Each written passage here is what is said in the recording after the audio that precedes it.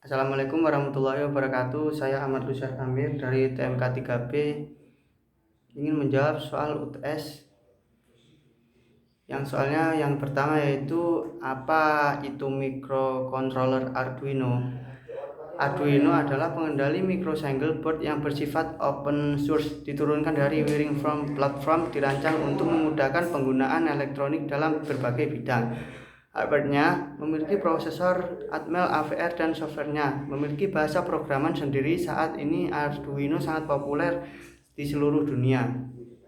Banyak pemula yang belajar mengenal robotika dan elektronika lewat Arduino karena mudah dipelajari, tapi tidak hanya pemula.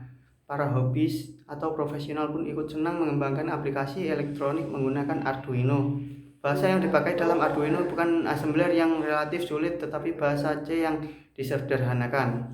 Yang kedua yaitu kelebihan dan kekurangan Arduino. Kelebihan Arduino yaitu murah atau mapan. Perangkat keras Arduino biasanya dijual relatif murah, antara 125.000 hingga 400 ribuan, dibandingkan dengan platform microcontroller Pro lainnya. Sederhana dan mudah programannya. Perlu diketahui bahwa lingkungan programan di Arduino mudah digunakan untuk pemula.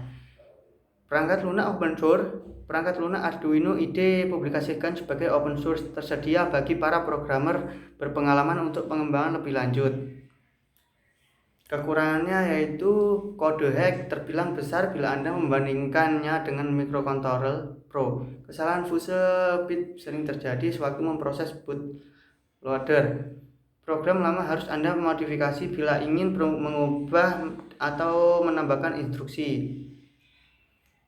Berikutnya, ruang penyimpanan flash berkurang atau dipakai oleh bootloader. Yang nomor 3 yaitu bagian-bagian Arduino beserta fungsinya.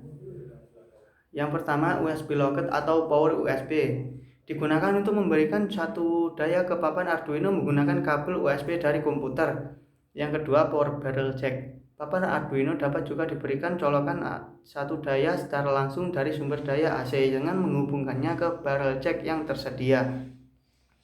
Yang ketiga, voltage regulator, yaitu fungsi dari voltage regulator adalah untuk mengendalikan atau menurunkan tegangan yang diberikan kepada papan Arduino.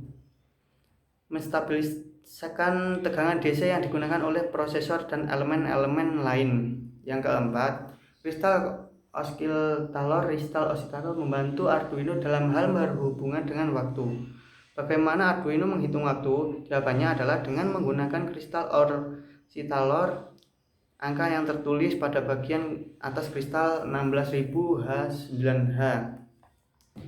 Berikutnya GND, yaitu ada beberapa pin GND pada Arduino. Salah satunya dapat digunakan untuk menghubungkan ground rangkaian. Berikutnya fin. Fin ini dapat digunakan untuk memberi daya ke papan Arduino dari sumber daya eksternal seperti sumber daya AC. Yang berikutnya, main microcontroller. Setiap papan Arduino memiliki microcontroller IC interconnect circuit utama pada Arduino sedikit berbeda antara papan Arduino yang satu dengan yang lainnya.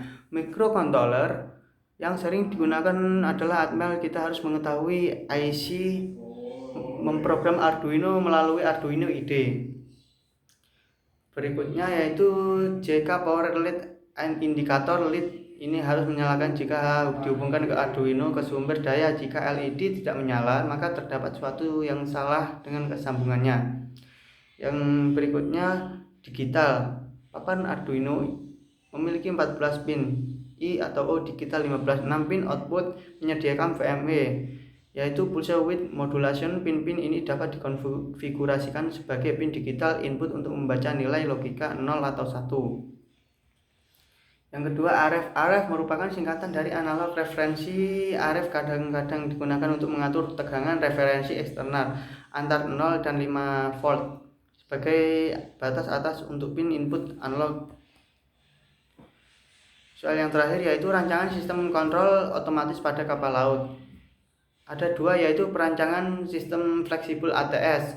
Pada instalasi listrik kapal berbasis microcontroller, tidak dipungkiri bahwasanya kebutuhan listrik merupakan aspek penting tidak terkecuali dalam kapal. Tentu biasanya sumber listrik kapal bersumber pada generator, umumnya untuk mengatur sistem kelistrikan kapal pada bagian transfer switch biasanya dilakukan secara manual.